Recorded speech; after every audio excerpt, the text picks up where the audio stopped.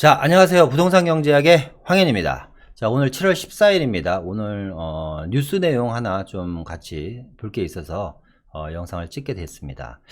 자, TBS 뉴스죠. 김어준 씨가 진행하는 라디오에 김현미 국토부 장관이 출연해서 한 인터뷰 내용을 가지고 한번 같이 이야기해 보도록 하겠습니다. 이런 내용을 얘기를 했네요. 710 대책, 불로소득 환수를 할 수 있는 제도다라는 이야기를 했고요. 똘똘한 한 채 경향은 심화되지 않을 거라는 얘기. 그러니까 똘똘한 한 채로 인해서 부동산 시장에 문제는 없을 거다라는 얘기. 그리고 전월세 폭등 우려 때는 임대차 3법이 있기 때문에 역시 문제될 게 없다라는 얘기고요.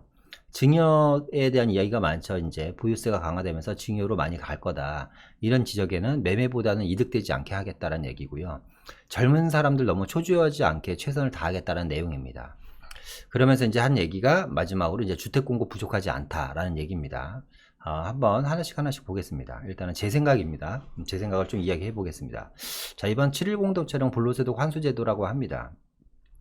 불로소득을 인해서 막대한 수익을 얻은 사람들은 당연히 환수를 해야 되겠죠. 예를 들어서 정부나 법적으로 하지 말라는 분양권 전매, 불법 전매를 했다라든가 명의신탁을 통해서 부동산 취득을 해갖고 막대한 시세 차익을 얻었다. 이런 것들은 사실상 하지 말라는 거잖아요. 그러면 시세 차익뿐, 양도 차익뿐만 아니라요. 정말 징벌적 과세를 통해서 막대한 과징금도 물어야 된다고 생각합니다. 하지만 예를 들어서요. 저희 오늘 오신 분 이야기를 한번 해볼게요. 오늘 상담 오신 분이 진짜 많이 속상해 하시더라고요. 나이는 60대 한 중반 정도 되셨고요. 그분이 이제 한 27년, 7, 8년 전인가요? 이제, 그러니까 30년 전에 결혼할 때 아주 작은 주택을 하나 사셨대요. 그래서 이제 그 주택이 하나가 있으시대요. 그리고 지금으로부터 한 21, 2년 전에 또 하나를 사셨고요. 또 최근에 사신 게 한 8, 9년 전에 또 하나를 사셨대요. 그래서 이분은 지금 현재 3주택자입니다. 근데 아이러니하게도 이분이요. 강남에 주택이 두 채가 있으시고 하나 마포에 갖고 계세요. 그러다 보니까 이제 이분은 이제 종합부동산세 과세 대상이 된 거고요. 이번에 이제 7월 달에 나온 710 대책에 의하면 이분은 종부세를 어마어마하게 냅니다. 진짜 거의 억소리 나게 낼 것 같아요. 제 생각에는. 그러니까 30년 동안 갖고 계신 주택이 어마어마한 시세 차익들 를 보셨거든요. 과연 이게 불로소득일까요? 이분은 열심히 일해서 30년 전에 내가 살 주택을 하나 사셨다고 하셨고요. 두 번째 주택은 자녀를 키우다 보니까 애들도 집이 있어야 될 것 같다는 생각으로 자녀가 2명인데 한 채밖에 못 사셨대요. 물론 그것도 어떻게 보면 없는 집 입장에서는 상당히 배 아픈 일이 될 수도 있지만 한 채를 사셨고요. 마지막 아까 7, 8년 전에 샀다 그랬나요? 그 주택은 이분이 이제 은퇴를 하고 나서 이제 은퇴 시점이 되면서 노후를 대비해서요. 조그맣게 월세를 받기 위해서 하나 사셨다고 합니다. 아니면 나중에 어느 부동산 투자를 해보니 이분이 두 채를 갖고 있어 보니 부동산은 사놓으면 은행 금리보다는 많이 오르더라. 그래서 양도 차익을 가지고 노후를 좀 편안하게 그나마 좀 여유있게 보내시려고 마지막 주택은 사셨다고 합니다. 이분은 주택 하나하나마다 본인의 삶이 들어가 있고 열정이 들어가 있고 추억이 들어가 있고요. 노력이 들어가 있는 겁니다. 이런 분들한테 불로소득으로 인한 징벌적 환수라는 단어를 과연 쓸 수 있을까요? 근데 이런 분들이 얼마나 많겠습니까? 국토부나 정부에서는 다주택자 또는 강남권의 고가 주택자들, 꼭 강남이 아니더라도요. 어쩌거나 고가 주택을 소유한 국민들이 전 국민의 0.4%에 불과하지 않기 때문에 이렇게 징벌적 과세를 해도 무방하다라는 얘기를 합니다. 근데 그런 기준은 과연 누가 세웠는지 모르겠어요. 그리고 0.4%라는 기준도 저는 모르겠고요. 제가 봤을 때 0.4%가 훨씬 넘는 수치고요. 어쨌거나 지금 서울시 다주택자들은 서울시 기준, 서울시 전체 인구의 거의 한 30%에서 40% 정도가 다주택자입니다. 어쨌거나 이 다주택자들이 서울 수도권에 다 몰려있기 때문에 전 국민을 생각한다면 그렇지만 서울 시민이라든가 수도권 시민을 생각한다면 사실상 2주택 이상자는 상당히 많다. 특히 1주택자들 중에서 갈아타기를 하면서 2주택 이후로 되신 분들도 상당히 많은데 이런 분들 역시도 다 다주택자로 인한 불로소득에 대한 환수라는 이름으로 막대한 지금 보유세라든가 재산세를 내게 생겼습니다. 그런 부분 좀 상당히 안타깝게 생각하고요. 똘똘한 한 채에 대한 경화는 심화되지 않을 거다라는 이야기를 하세요. 똘똘한 한 채. 지금 주택을 사지도 팔지도 못하게 막아놨잖아요. 그렇죠? 특히 신규 주택은 더 이상 추가 구입이 안 됩니다. 추가 구입이 안 돼요. 이제 못 하겠죠. 예를 들어서 이거 뭐 세금이 이렇게 무서워서 하겠습니까? 자, 그러면 만약에 다주택자들이 예를 들어서입니다. 정부 바램대로 정부 지금 다 팔라는 거잖아요. 갖고 있지 말고 보유세 내기 싫으면 다 매도하라는 겁니다. 정부 받은 바램대로 다주택자들이 모든 주택을 매도를 했다고 가정을 해봅시다. 어떤 걸 남겨놓을까요?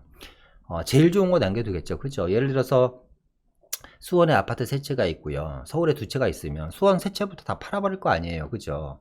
그럼 무슨 얘기냐? 1주택만 갖게 된다면, 그러니까 똘똘한 한 채라는 거는 강남 거만 똘똘한 한 채가 아닙니다. 예를 들어서 이런 거죠. 내가 방학동에 아파트 한 채가 있고 노원구에 한 채 갖고 있어요. 그런데 이제 2주택이다 보니까 예를 들어서 기준시가 6억이 넘는 거예요. 다 합해보니까 한 9억이 되는 거예요. 근데 3억에 대한 보유세조차도 부담스러운 분이 계실 수도 있잖아요. 그죠? 그래서 방학동 거도 팔고 노원구 거도 팔아서 목돈을 많으면 어딜 갈까요? 방학동 노원구 떠날 거라고 봐요. 저는. 어디로 갈까요? 뭐 청량리라는 지역, 좀 더 인기 지역, 좀 더 상위 지역으로 가겠죠. 청량리라든가 성동구 쪽으로 가려고 한번 노력하지 않을까요? 이런 것이 똘똘한 한 채라는 거죠. 이게 지역마다 서울이면 서울, 수도권이면 수도권마다 똘똘한 한 채에 대한 편중 현상은 더 커질 거고 인기 지역으로 쏠림 현상은 상당히 빠르게 진행될 거다. 결국에는 새로운 또 풍선 효과가 일어날 거고 새로운 부동산 상승장이 일어날 거라는 생각이 듭니다. 어쨌거나 또 하나는 전월세 폭등 우려에 임대차 3법 빠른 통과가 필요하다고 합니다. 전월세 신고제, 전월세 상한제라든가 계약갱신 청구권 제도, 이게 이제 임대차 3법이잖아요. 그죠? 그런데 이것도 뭐 소급 적용 하네 안 하네 지금 얘기가 많고 있어요. 정말 이게 소급 적용을 너무 많이 하지 않나. 모두 뭐 법만 나오면 소급 적용입니다. 자, 그러면 누가 모든 국민들이 정부를 믿고 정부의 정책을 믿고 정부의 법을 믿겠습니까? 네, 오늘 있었던 법이 내일 없어지는 건데 바로 오늘까지 신호등은 파란불일 때 건너야지 된다고 법을 만들었는데요. 갑자기 내일부터 빨간불이면 건너야 된대요. 그럼 뭐 이게 얼마나 말도 엉투당투하는 일들이에요. 어저께까지 행했던 것을 오늘 법으로 만들어서 어저께까지 이어졌던 관례를 오늘 법으로 만들어서 모두 다 없애버리고 이걸 과거까지 소급해서 적용하겠다? 이거는 사실상 법에 대한 신뢰도를 떨어뜨리는 거라고 봅니다. 법치국가에서. 어쨌거나 이런 내용들 임대차 3법은 사실 따로 시간을 내서 한번 영상을 찍던지 아니면 뭐 임대차 3법에 대한 이야기는 너무 많은 유튜버들이 지금 올려놨기 때문에 뭐 참고하시면 될 것 같고요. 여기서 몇 가지 좀 문제점이 될 만한 것들만 말씀을 한번 드려볼게요. 일단은 계약갱신 청구권입니다. 뭐 지금 뭐 어떤 국회의원은 10년짜리 계약갱신 청구를 해야 된다. 뭐 이런 얘기도 있고 5년짜리 뭐 2년짜리 많습니다. 그런데 만약에 한번 우리가 생각을 해볼게요. 임차인 입장에서 생각해 보겠습니다. 제가 예를 들어서 30대예요. 그래서 집을 뭐 2억짜리 전세를 들어갔습니다. 그런데 저는 이제 임대차 3법 이 이제 발효되면서 계약갱신 청구권으로 인해서 제가 정말 10년 동안 마음 편하게 살 수 있게 됐어요. 그럼 임차인 입장에서 되게 마음 편하죠. 불안해할 거 전혀 없습니다. 그래서 그 집에서 10년 동안 살면서 애들도 낳고 열심히 살았어요. 그 10년 후에 눈을 떠보니 어떤 일이 벌어졌을까요? 나는 편하게 살았는데 내가 갖고 있는 전세금은 요만큼인데 매매 가격은 이만큼 올라버린 거죠. 그냥 말도 안 되게 올라버린 거예요. 임차인 입장에서 마냥 좋은 일은 아니라는 거죠. 10년 후에 자산가치의 상승으로 인해서 부동산 가격 상승을 과연 이 전세금 10년 동안 동결된 것으로 과연 따라잡을 수 있을 거냐라는 것도 한번 임차인 입장에서는 사실상 생각해 보셔야 돼요. 그러니까 계약갱신 청구권으로 인해서 마냥 길게 전세를 산다라는 게 본인 입장에서 얼마나 그게 안전한 건지, 그럼으로 인해서 내가 정말 내 집 마련을 위한 돌파구가 과연 마련될 것인지에 대한 고민도 한번 해보셔야 된다. 이 계약갱신 청구권 제도로 인해서 지금 우리나라가 이제 기본적으로 그 갭투자라고 그러죠. 갭투자가 가장 안정적인 프로테이지가 매매가 전세가 대비 약 60에서 70% 정도, 특히 70% 정도는 무조건 부동산 상승장대라고 봅니다. 그런데 보는데요. 이 계약갱신 청구권 제도가 이제 진행이 되면 앞으로 이제 대한민국 부동산은 갭이 커질 겁니다. 한 30%, 40%. 그게 보편적인 갭의 차이가 될 거라고 생각이 돼요. 왜? 전세 가격은 상승폭이 상당히 낮은데 물가 상승 아니면 화폐 가치 하락, 자산 가치의 상승으로 인해서 집값은 더 많이 뛸 거거든요. 그러니까 앞으로 이제 투자하기도 힘들어지겠죠. 이 갭 투자가 많아지니까. 그러면 결국에는 또 자금력이 부족하신 분들은 서울권에 투자 못하게 되는 거예요. 이런 이건 뭐 제가 생각하는 내용이긴 한데 이렇게 제가 얘기한 대로 시나리오가 흘러가지 않을까라는 생각이 들고요. 좀 전에 말씀드렸던 건 제약 전월세 상한제와 계약갱신 청구권에 대한 같이 얘기를 한 거고요. 만약에 소급 적용이 된다면 예를 들어서 제가 아시는 분이 다가구 주택을 하나 갖고 계시는데요. 이분이 이제 제가 어머니 그러시는 분이 계세요. 진짜 친어머니는 아니고요. 오래되셔가지고. 근데 그 어머니께서는 정말 마음씨가 좋으셔서요. 지금 다가구에 살고 계신 한 분한테 지금 10년째 임대 가격을 동결시켜놨어요. 임대 가격을 동결. 10년째 안 올렸다는 거예요. 그러니까 10년 전에 1,000만 원에 들어오신 분이 아직도 1,000만 원에 사시는 거예요. 지금 시세는 한 6천 가는데. 그런데 이런 분들한테 만약에 정말 선의잖아요. 선의로 이렇게 사시는 분들한테, 이런 분들한테는 전월세 상한제라든가 계약갱신 청구권이 필요도 없으신 분들인데, 이런 분들한테 소급 적용을 해보면, 지금 소급 적용을 해버리면 지금 시세가 6천이에요. 그러면 예를 들어서 계약갱신 청구권이라든가 전월세 상한제가 이제 소급 적용이 된다고 하면 이런 분들 입장에서는 정말 너무 억울하지 않을까요? 선의의 피해자입니다. 선의로 이분은 10년 동안 전세 가격을 안 올려주셨는데 만약에 이 집을 팔아야 되는 케이스도 있을 거 아니에요. 그러면 그 사람 내보내고 제대로 된 전세 금액을 받아야지. 예를 들면서 이 집은 제대로 된 매매 가격이 형성될 텐데 만약에 이게 소급 적용이 된다면 정말 억울한 일일 수밖에 없다. 이런 좀 그러니까 매매라든가 전세 계약이, 그러니까 부동산 계약이라는 게 이런 거잖아요. 우리가 너무 이제 무자르시 딱 이게 1 더하기 1은 2처럼 전월세 계약이라든가 매매 계약이 되는 거 아니잖아요. 그죠? 부동산 거래라는 게 사람과 사람 간의 여러 가지 관계라든가 이해, 그리고 사람과 사람 간의 여러 가지 뭐 다양한 교류에 의해서, 그리고 상황마다 틀린 상황의 여러 가지 요인에 의해서 이루어지는 게 이제 부동산 거래거든요. 매매든 전세든 간에. 예를 들어서 이런 거예요. 제가 결혼을 하고 싶은데, 결혼을 할 건데요. 내년 1월 달에 결혼을 해요. 그래서 집을 미리 알아보는 겁니다. 알아보다 보니까 내년 1월 달에 입주할 수 있는 집이 없어서 어쩔 수 없이 전세를 낀 집을 제가 사게 됐어요. 그래서 이제 그 부동산에서 이 집이 이제 1월 달에 나가니까 나보고 계약을 하래요. 그래서 제가 계약을 했죠. 그래서 이제 5월 달에 계약을 해놨는데, 7월 달에 국회 통과해서 계약갱신 청구권이 10월 달에 발효가 되니까 갑자기 부동산에서 전화가 오네요. 저한테. 총각 그 집에서 이제 못 살 것 같아. 왜요?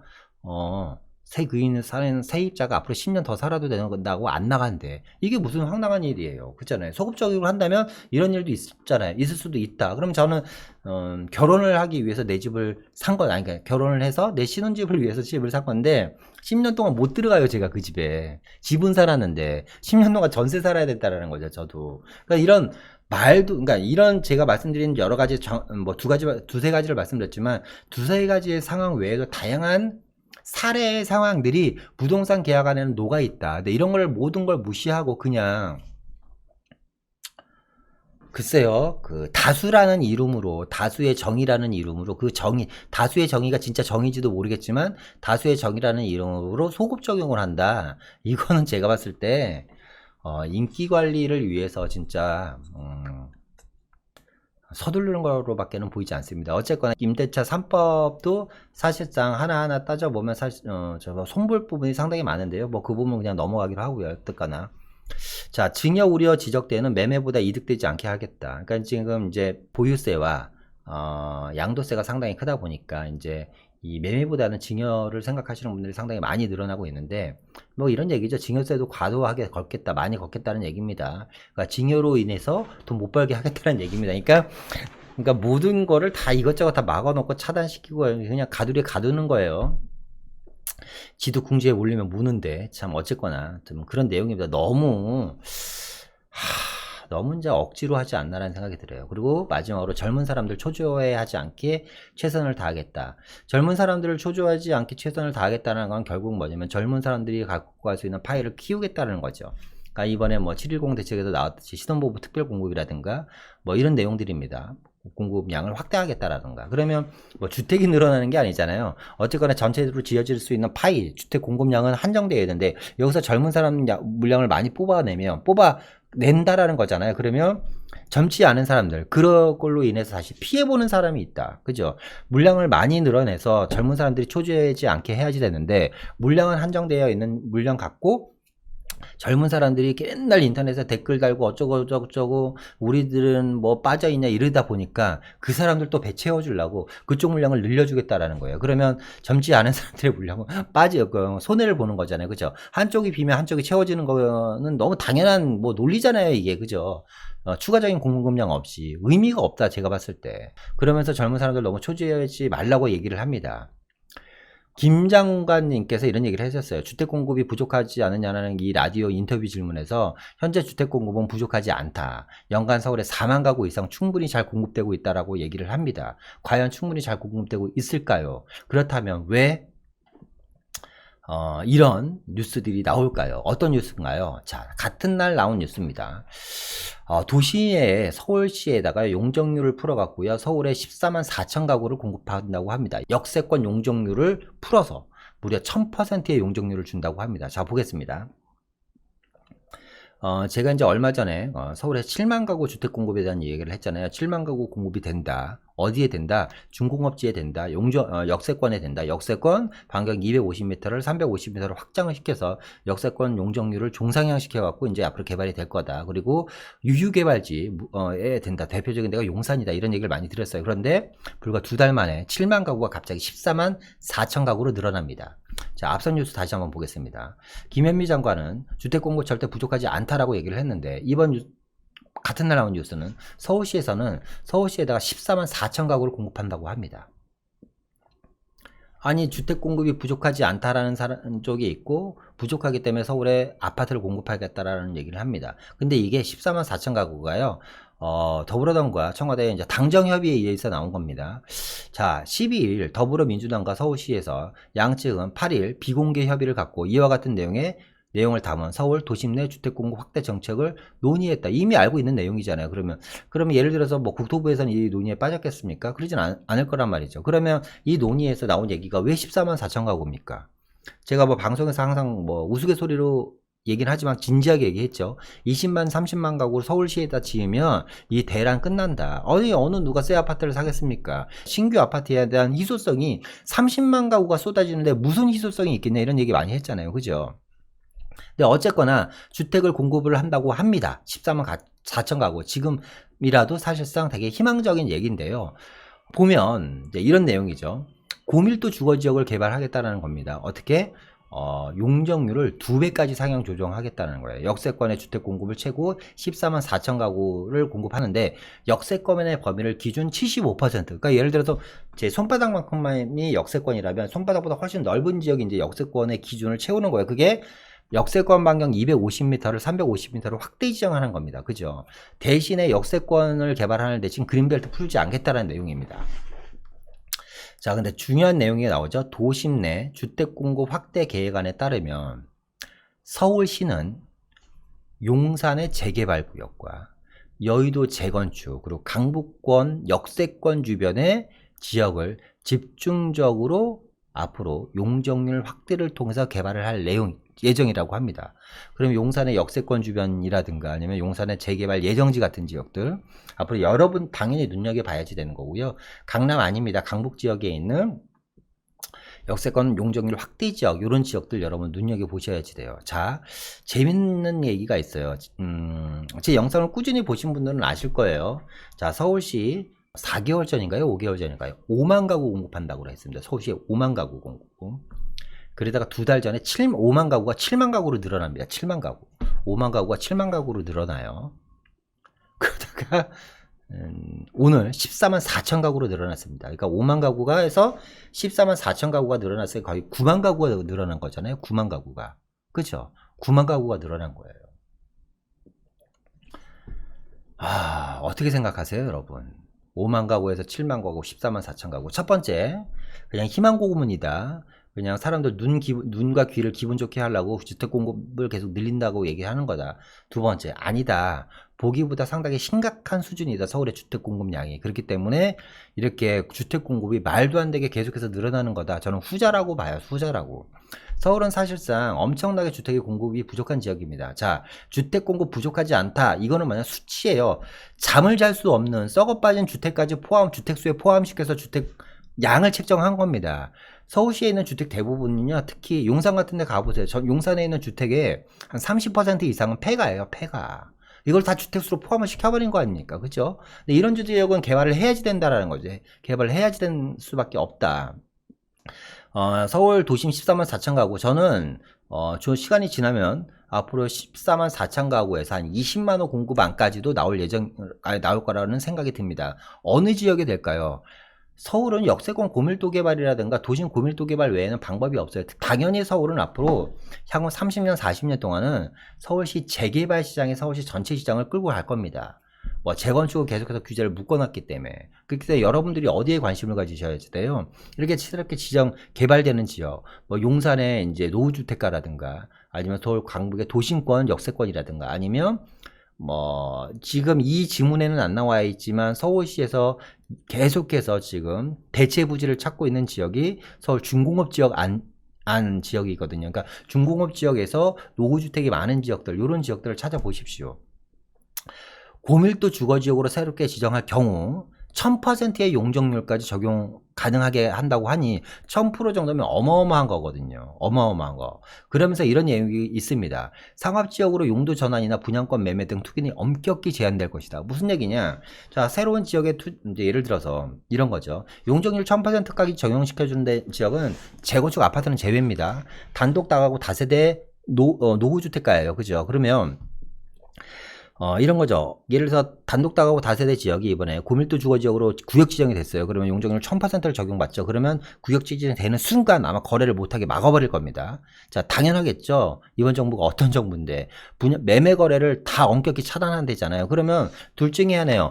미리 들어가서 투자해 놓지 않으면 나는 그런 지역의 조합원이 될 수 없는 겁니다. 그죠? 조합원 자격을 아주 까다롭게 만들 겁니다. 나중에 아니면 거래를 할 수 있다고 하더라도 어마어마한 프리미엄을 붙일 거 아니에요. 그렇기 때문에 제가 누차 강조하잖아요. 여러분들 특히 어떤 분들한테 이런 게 좋은 상품일까요? 20대 뭐 후반 직장인, 30대 초반 직장인 이런 분들 큰 돈은 없지만 3, 4천, 4, 5천 정도는 분명히 모아놓으셨을 거라고 생각해요. 그런 자금으로 이런 역세권 개발이라든가 중공업지 개발이라든가 용산에 개발이 될 만한 곳에 미리 좀 선점 투자해 놓으세요. 그냥 10년짜리 펀드 넣어놨다고. 그러면 그런 지역들이 언젠가는 한 군데씩 개발이 되면서 아마 나중에 뭐 그렇게 그로 인해서 나중에 조합원이 돼서 내가 아파트를 갖는 것도 상당히 괜찮은 얘기고 정말 높은 수익률을 가져갈 수 있고 내 집 마련을 서울에서 할 수 있는 방법이고요. 아니면 내가 갖고 있는 게 꼭 재개발이 안 된다고 하더라도 주변에 역세권 개발이 되면 높은 또 집가 상승을 같이 볼 수 있거든요. 제가 방송 때 몇 군데 이렇게 지역들을 얘기를 하는 지역들이 있잖아요. 그리고 그런 지역들 한번 눈여겨보셨으면 좋겠고, 제가, 아까 5만 가구, 7만 가구 때도 말씀드렸지만, 이제 5만 가구, 7만 가구가 14만 4천 가구로 더 늘어났습니다. 이 14만 4천 가구, 예정 지역들, 어느 지역들이 될 것이고, 또 어떤 지역들이 좀 수혜를 받을 수 있는 지역들인지 좀 제 눈에는 그래도 지도를 보면 보이거든요. 그런 내용들은 다시 한번 시간 날 때마다 지속적으로 좀 계속해서 올려드리도록 하겠습니다. 지금 그런 지역들 제가 올려드리면 시청자 여러분 관심 반드시 보셨으면 좋겠고요. 자, 오늘은 이만 마칠까 합니다.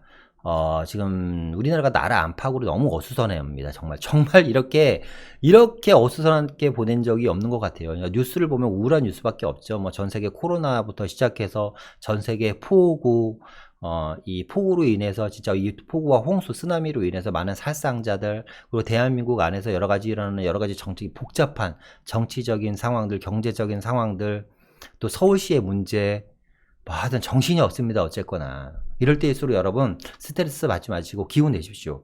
스트레스를 풀 수 있는 가장 좋은 방법은 일단 무조건 매운 거 드시고요. 매운 거 드시고 무조건 뛰세요. 매운 거 드시고 뛰면 스트레스가 확 풀립니다. 그리고 편안하게 잘 주무셨으면 좋겠습니다. 항상 건강 주의하시고요. 다음에 다시 더 좋은 영상으로 찾아뵙도록 하겠습니다. 여러분들의 눌러주시는 좋아요, 구독 항상 저에게 정말 큰 힘이 되고요. 많은 댓글의 응원 역시 부탁드리도록 하겠습니다. 이상 마치고 다음에 다시 뵙도록 하겠습니다. 감사합니다.